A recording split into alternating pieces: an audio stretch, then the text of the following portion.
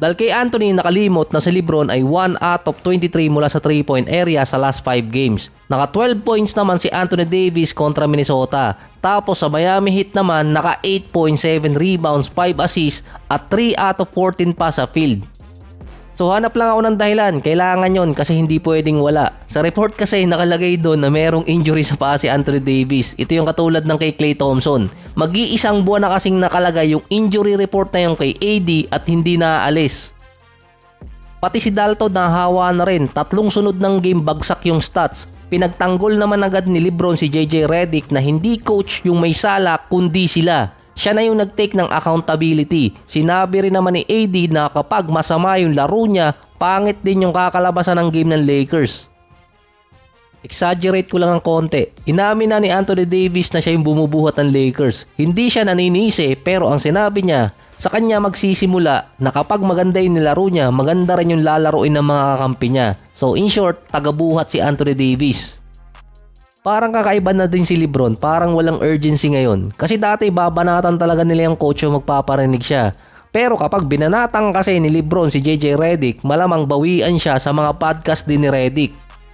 Lagi kasing hinaing ng Lakers ay yung defense nila. Binigyan nila ng 24 3-point shot yung Miami at 42 assists. Franchise record yun para sa Miami Heat. Parang ang practice game lang yung pinuntahan ng Miami nun eh. Hindi naman tambak, umabot lang ng 43 points yung lamang, halos maternity leave na yung mangyari. Defense kasi yung problema, si Hachimura nga parang naligaw sa depensa, hindi alam kung saan pupunta. Dahil natatalo na ulit ang Lakers, hindi maiiwasan ang usapan ng trade. Nakakasama na ulit sa rumor si D'Angelo, Gabe Vincent, kasama din si Hachimura. Si Jared Vanderbilt, January pa makakabalik. Kaya walang magagawa di umano si Rob Pelinka kundi makipag-trade agad para hindi bumagsak lalo yung Lakers. Kaso nga ang problema, walang gustong makipag-trade sa Lakers. May nabasa pa akong comment dun na baka susubukan ng Lakers na makuha si Cooper Flag pagdating ng draft. Yung draft picks ng Lakers mapupunta sa Pelicans. Si Christian Wood dapat babalik na kaso wala pa rin. Biglang nag-extend yung bakasyon, sumakit bigla yung tuhod. Kapag kasi papasok na yung halos mid-season, na-check na kasi ng ibang mga teams yung lineup ng kalaban nila. Yung Lakers gumagamit ng 9 player sa rotation nila. Yung dalawa dapat na papasok pa sa rotation na yon injured, si Bando at si Christian Wood. Na-injured pa si Austin Reeves. Yun nga lang yung maaasahan sa kanila na wala pa. Ang isa namang team na sunod-sunod din yung talo, Indiana Pacers. Ang tumalo sa kanila ngayon, Brooklyn Nets. Parang nasa borderline rebuild pa yung Nets ngayon pero tumataas pa sila sa standing.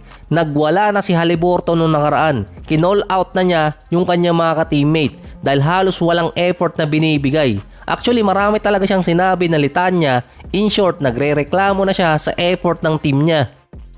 Ang problema nga lang dun, siya yung nag-i-struggle, hindi yung ka-teammate niya. Parang sinakto ni Haliburton kung kailan siya naka 30 points at maganda yung percentage niya. Yung 60 and 40 versus Raptors, dun siya naglabas ng outburst. Pero kapag tiningnan yung stats ni Haliburton, umpisa pa lang ng season, nag-struggle na siya. May average siya ngayong 17 points, 3 rebounds, 8 assists, 41 and 34%. Ang pinakamababa sa kanyang buong karir.